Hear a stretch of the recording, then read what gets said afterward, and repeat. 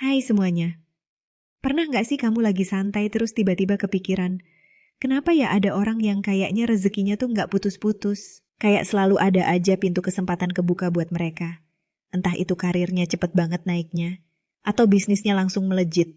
Nah, kalau aku perhatiin, sering banget deh, salah satu faktor penting di balik itu semua adalah jaringan koneksi yang mereka punya. Kayak mereka tuh punya kenalan di mana-mana yang bisa bantu mereka dapetin info bagus, peluang menarik, atau bahkan dukungan yang nggak terduga. Jadi, penasaran kan? Kenapa sih punya banyak koneksi itu bisa seberpengaruh itu ke urusan finansial kita? Oke, jadi gini, kita udah sama-sama setuju ya kalau koneksi itu penting. Tapi, sebenarnya seberapa penting sih koneksi itu buat urusan finansial? Coba deh kamu bayangin, di dunia ini kan banyak banget informasi dan peluang yang nggak diumbar secara terbuka. Nah, biasanya info-info kayak gini tuh justru beredar di kalangan orang-orang yang saling kenal dan percaya. Misalnya, ada kabar soal tren bisnis baru yang lagi naik daun, atau mungkin ada proyek investasi yang menjanjikan tapi belum dipublikasikan secara luas. Kalau kamu punya jaringan koneksi yang luas, kemungkinan besar kamu bakal jadi salah satu orang pertama yang tahu soal ini. Ini jelas jadi keuntungan besar kan? Kamu bisa ambil langkah lebih dulu sebelum orang lain menyadarinya. Aku jadi ingat sama temanku, namanya Sarah. Dia itu seorang freelance di bidang marketing. Dulu, dia cuma ngandelin proyek-proyek kecil dari platform online dan persaingannya ketat banget. Tapi, dia itu rajin banget ikut berbagai acara yang berhubungan sama marketing, mulai dari seminar sampai workshop.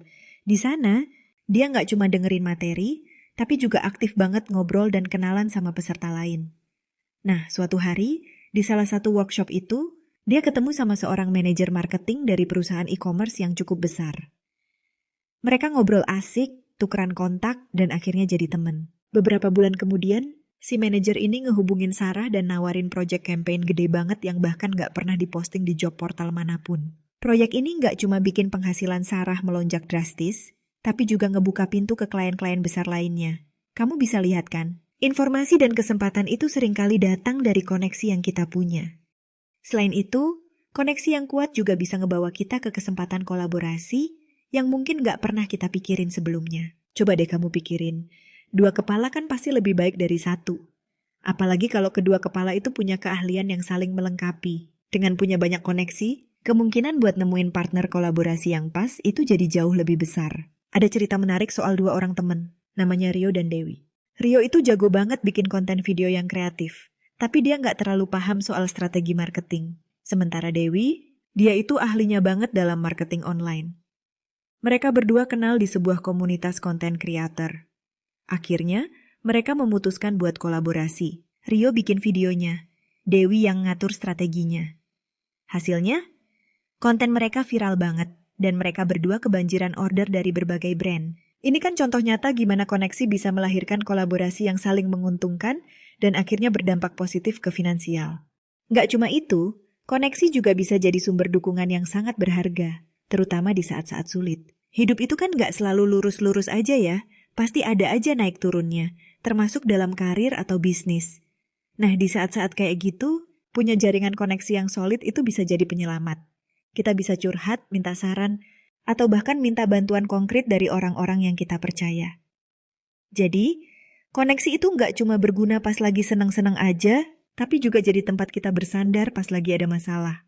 Dan yang nggak kalah penting, koneksi juga berperan dalam membangun reputasi dan kepercayaan. Di dunia profesional, nama baik itu sangat berharga. Kalau kita punya hubungan baik dengan orang-orang yang dihormati dan punya reputasi bagus, secara nggak langsung reputasi kita juga ikut terangkat.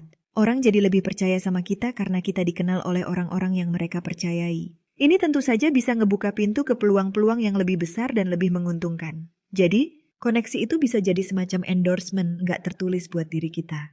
Aku pernah baca sebuah penelitian yang menarik, kalau orang yang punya jaringan sosial yang beragam, maksudnya kenal orang dari berbagai latar belakang dan industri, itu cenderung lebih inovatif dan lebih sukses dalam karir mereka. Ini karena mereka punya akses ke berbagai macam ide dan perspektif yang bisa memicu kreativitas dan membantu mereka melihat peluang dari sudut pandang yang berbeda. Jadi, semakin luas dan beragam koneksi kita, semakin kaya juga potensi kita untuk berkembang dan sukses secara finansial.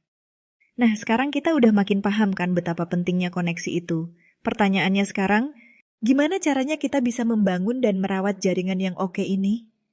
Tenang, nggak perlu jadi orang yang sok kenal atau jago basa-basi kok. Yang paling penting itu adalah ketulusan dan niat baik kita dalam membangun hubungan. Langkah pertama yang bisa kamu lakukan adalah mulai dari lingkungan terdekatmu.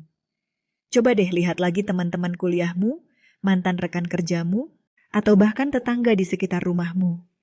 Siapa tahu, di antara mereka ada potensi koneksi yang belum kamu sadari. Jangan pernah meremehkan kekuatan dari hubungan yang sudah ada. Selain itu, penting juga untuk menjadi sosok yang menarik dan bermanfaat bagi orang lain. Orang akan lebih tertarik untuk menjalin hubungan dengan kita. Kalau kita punya sesuatu yang bisa kita tawarkan, entah itu keahlian, pengetahuan, atau bahkan sekadar menjadi pendengar yang baik. Jadi, teruslah kembangkan dirimu dan jadilah pribadi yang positif. Jangan pernah cuma datang mencari koneksi pas lagi butuh bantuan aja.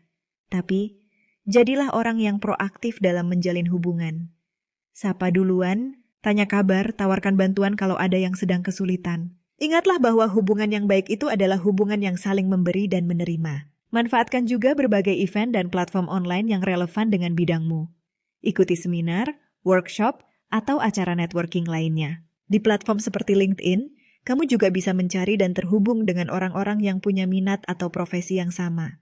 Tapi, jangan cuma jadi pengamat pasif, aktiflah dalam diskusi dan bangun percakapan yang bermakna. Satu hal lagi yang sering dilupakan adalah pentingnya follow up. Setelah kamu bertemu dengan orang baru atau setelah seseorang membantumu, jangan lupa untuk menindaklanjutinya. Kirim email ucapan terima kasih, ajak bertemu lagi untuk ngobrol lebih lanjut, atau sekadar kirimkan artikel yang mungkin menarik bagi mereka.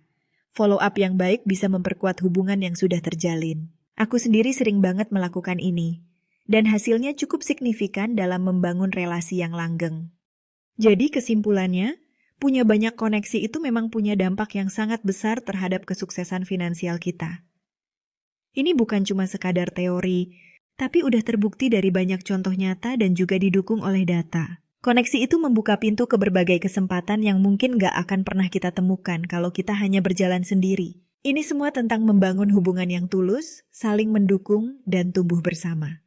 Nah, sekarang aku penasaran banget sama pengalaman kamu. Pernah gak sih kamu ngerasain langsung manfaatnya punya koneksi yang oke dalam urusan finansial atau karir? Atau mungkin kamu punya tips atau trik khusus buat membangun jaringan yang efektif? Coba deh ceritain di kolom komentar di bawah. Oh ya, kalau kamu merasa video ini bermanfaat dan memberikan kamu insight baru, jangan lupa untuk kasih like dan share ke teman-teman kamu yang mungkin juga tertarik dengan topik ini. Dan yang paling penting, jangan lupa subscribe ke channel ini, biar kamu nggak ketinggalan konten-konten menarik lainnya seputar pengembangan diri, karir, dan finansial. See you di next video.